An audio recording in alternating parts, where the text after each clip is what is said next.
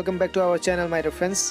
आज संसार में सबसे ज़्यादा आबादी मसीहियों की है, पर दुख की बात यह है कि ज़्यादातर लोगों का नया जन्म अभी तक नहीं हुआ है। एक बार एक शास्त्री, बाइबल का विद्वान, जो बहुत ही नामी और धनवान व्यक्ति था, प्रभु यीशु के पास आकर बातें करने लगता है। तो प्रभु उसे कहते हैं कि जब तक तुम्हारा नया जन्म नहीं होता, तुम स्वर्ग के राज्य में प्रवेश नहीं कर पाओगे।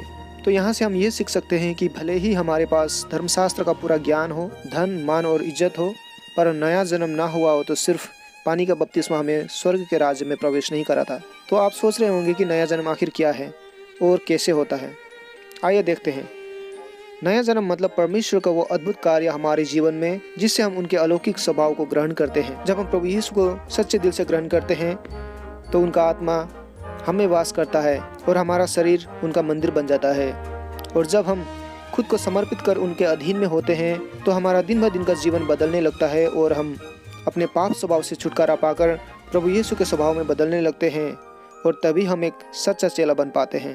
और प्रभु यीशु का चेला बनना इस दुनिया में सबसे बहुमूल्य बात है, क्योंकि इस ब्रह्मांड को बनाने वाला खुदा आपसे कह रहा है, फॉलो मी, अर्थात मेरे पीछे आओ।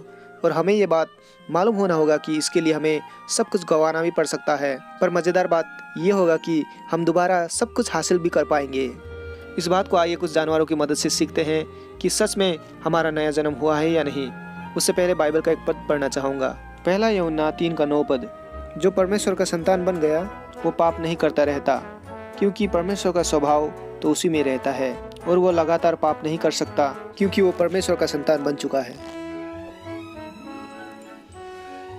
यदि कोई खुद को परमेश्वर का संतान कहता है और नया जन्म पाने का दावा करता है, पर बार बार पाप करते रहता है, तो खुद के स्वभाव को ईश्वर के साथ तुलना कर सकता है, जिससे आप जितना भी नहला दीजिए और साफ सुथरा रखने की कोशिश करें, वो कीचड़ में ही जाना चाहेगा। ठीक उसी प्रकार बपतिस्मा लेने के बावजूद भी कोई अपना पाप स्वभाव का मजा लेता है और उसे छोड़ना नहीं चाहता, तो उसका नया जन्म अभी तक नहीं हुआ है, क्योंकि उसने अपना पुराना पाप स्वभाव अभी तक नहीं त्यागा है। लेकिन यदि कोई सच में उस पुराने पाप स्वभाव को छोड़ना चाहता है, तो हम उसका स्वभाव इस बिल्ली के साथ तुलना कर सकते हैं। भले ही वो पाप में बार बार गिर जाए, पर वो तुरंत खड़ा होकर खुद को इस बिल्ली की तरह अवश्य साफ करेगा। उसे बिल्कुल भी अच्छा नहीं लगेगा पाप में गिरना। ये है नया जन्म पाया हुआ व्यक्ति का चिन्ह।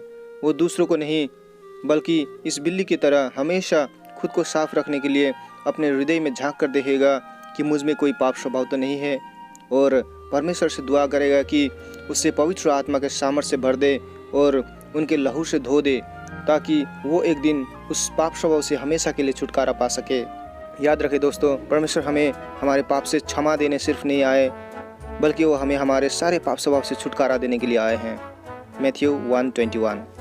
दोस्तों, परमेश्वर हमारे हृदय को जांचते हैं, इसलिए आइए ईमानदार होकर खुद को प्रभु के आगे समर्पण करें, ताकि हम नया जन्म पा सके और हमारा धर्म परिवर्तन नहीं बल्कि जीवन परिवर्तन हो।